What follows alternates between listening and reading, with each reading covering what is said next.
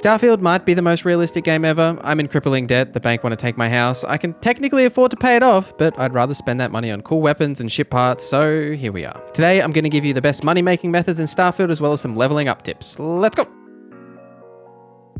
Let me know any tips you have in the comments down below. So first, let's talk about experience points. Now, as with all Bethesda games, every time you take a nap, you will wake up with an XP buff for the next 24 hours. Now, if you have a love interest, you'll get an extra bonus to that amount of XP as well for that next 24 hours. You can also get a small XP buff from drinking alien tea and its different variants as well, if you do want to craft those just to give yourself a little bit of extra buff. But really, the sleeping is the main one. So just make sure that if you're sleeping every 24 hours, especially if you're running a lot of repeatable missions that give XP, that 15% experience bonus is actually pretty solid.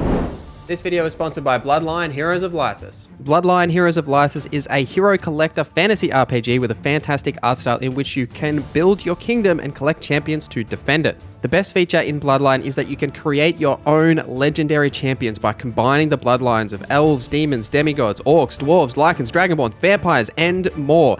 Download and try the game for free using my link or scan the QR code and receive an amazing starter pack worth $20. The game is consistently evolving with frequent updates, introducing new bloodlines every 2 weeks, like the newest bloodline, Tide Raisers, who are a powerful demigod that originated from the fiercest seas. My favorite clan is the vampire known as the Cursed Develer, a ruthless assassin who rose alongside the Dark Elves after the destruction of their homeland. Experience unparalleled gameplay with Bloodline Heroes of Lythis. The game currently has over 4,000 champion hybrid options for you to create by marrying bloodlines. The game is designed with stunning graphics to provide a top-tier visual experience on both mobile and smart pads. Dive into guild wars, events, challenges, and thrilling battles within the arena. There is a great deal of depth in the strategies and builds that you can customize your champions with. New bloodlines and legendary hybrids are constantly being released into the game for you to seek out your favorite hybrid creation to suit your style.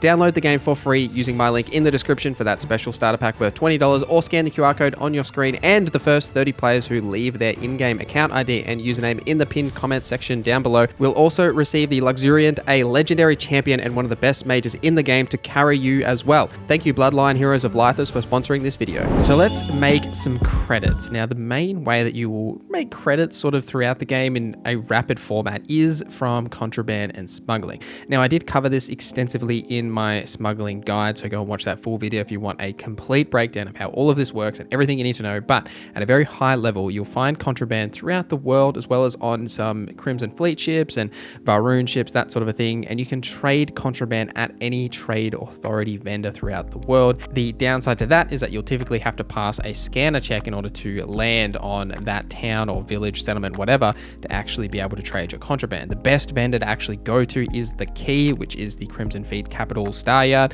as here there's no scanning in that system and all the vendors there will accept contraband, so you can go there and pump all of your contraband there for credits, and it's just a really great way to transfer all of that into just straight money. And while you're there, you can actually run smuggling missions and smuggle contraband into the actual settled systems via the Crimson Fleet mission board.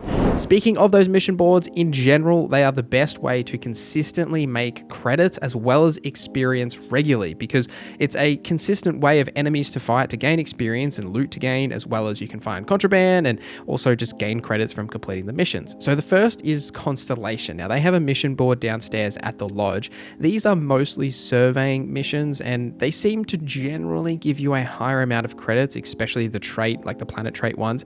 And it's mostly because they take a really long time to do, especially the planet trait ones, because you've got to scan an entire system looking for a specific trait on a planet. Now, there are ways to make this quicker, and even in some cases where you just have to like fully scan a planet, right? Like if there's lots of flora and fauna, it does take a while to actually scan everything. So that's typically why you get more credits. But if you're looking for a bit more of like a chill sort of zen vibe to grinding out those credits and experience, that sort of thing, because you do get solid experience from actually surveying a whole planet as well, so it is worth doing, and you can sort of do them regardless of your alignment with any of the factions as well. The Trade Authority mission boards are another one. Now, you'll find these on their star yards or just like generally around, like I'm pretty sure there's one at the hitching post in Aquila, but these are short cargo transfer missions or passenger transfer missions, that sort of a thing, that are pretty simple to do. It's typically like a lower payout, but easy runs, just like take the cargo or the passengers and drop them into a different system, land them there, give that passenger or cargo over, and you'll get some credits for doing so. The Freestar Collective also have a mission board found in the Rock and Aquila City.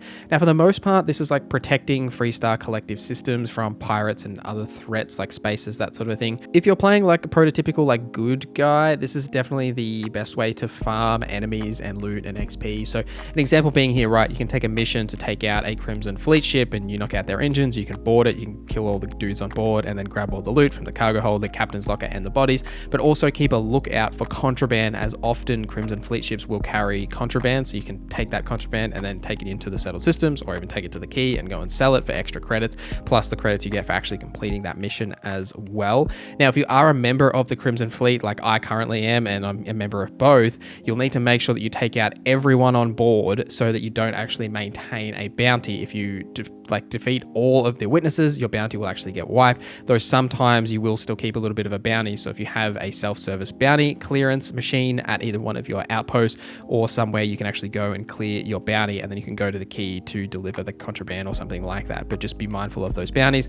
Now, the United Colonies don't really have a mission board in that way, but Commander Tura can actually give you some of these sort of like mission style things like in the United Colonies space. By talking to him, you can run Vanguard missions or help with the Terramorph problem, and it sort of operates very similarly to like the Freestar Collective missions. It's just they are a little bit different in that way. Now, the Crimson Fleet, which we touched on a little bit earlier, also have their own mission board, and this is definitely the space pirate mission board. So this is smuggling goods and committing acts of piracy on, you know, different spaceships, as well as stealing from merchants, all that sort of fun stuff. You get a plenty of credits from doing these. It's just, you know, maybe not the most legal method to gain credits, but you can definitely have a lot of fun by doing this if you're playing that sort of a space pirate role. And if you want to get credits in that way without having to join, say, the Freestar Collective or the United Colonies, you've actually got that other option there as well. I'll also mention as well that you can check the mission section on the help menu for all of the different available types of like mission types on the mission boards.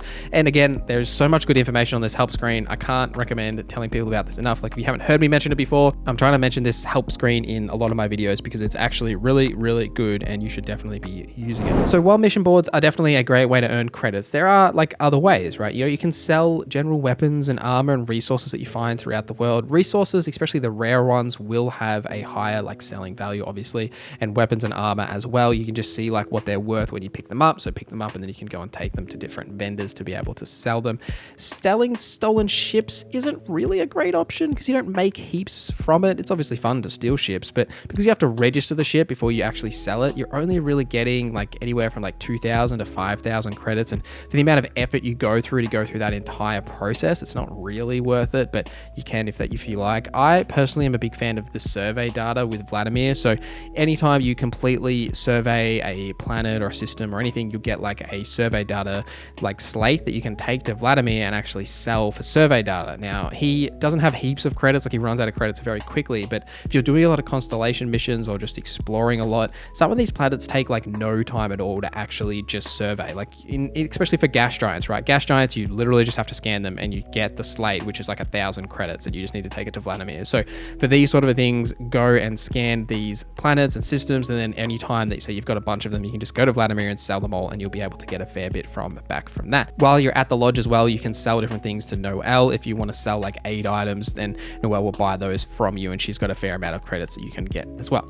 One of the best things to sell that it's the same in all BGS games is ammo. Now, ammo doesn't have any weight, and if you're like me, you just pick up every single piece of ammo that you see throughout the world, regardless of if it's the weapon you're using or not. There's ammo everywhere, and we're just going to pick it all up. So what you should do with the ammo that you're not actually using is sell it, right? Like, it weighs nothing, and you're going to have thousands of it or hundreds of it, and each one piece of ammo is worth a fair amount of credits, and you can just sell them to vendors and get the rewards from that, right? Like, it's a really easy way to just gain credits, but make sure you check with your weapons to make sure you're not actually selling ammo for weapons that you're actually using, but any of the other ammo types, right, just go ahead and sell them, because you're not going to use those weapons anyway, and it's just free credits. Like, I mean, who doesn't like free credits? I like free credits. Do you like free credits? So that is basically everything you need to know about getting credits and XP gains that's possible in Starfield. There are definitely other methods that you may find that may be more efficient or more fun to you, and I'd love to hear them in the comments down below. So sound off down there. Thank you guys for watching this video till the end. Thank you to our members for supporting the channel. My name is Norza, and I hope you have a great day.